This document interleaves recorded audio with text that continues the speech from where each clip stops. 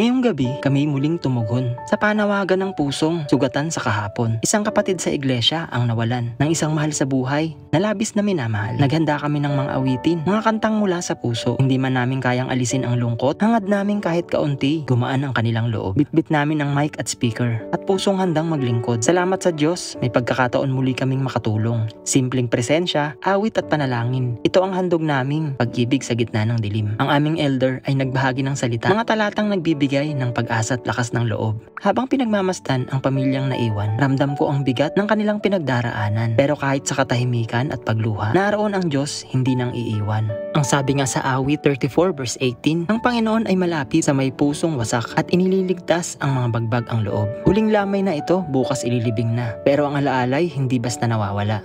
Ang pag-ibig ng iniwan ay nananatiling buhay at ang pag-asang kay Kristo ay di kailanman mapaparam.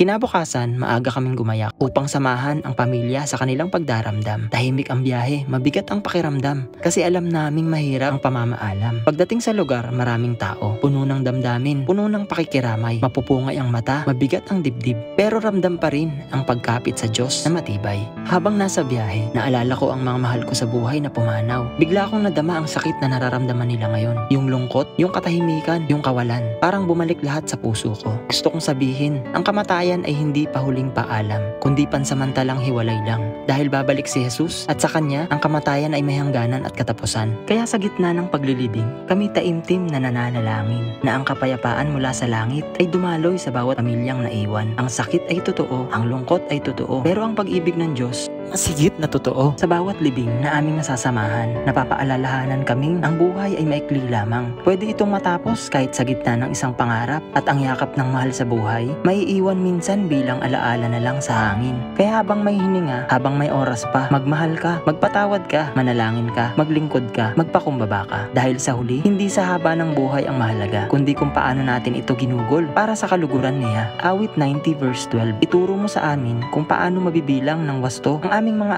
araw upang kami magkaroon ng pusong may karunungan. Kaya salamat sa Panginoon sa pagkakataong makapaglingkod sa gitna ng lungkot. Ikaw ang ilaw at lakas ng loob. Hindi man kami sikat o perpekto sa mata ng mundo, ngunit dala namin ang presensya mong totoo.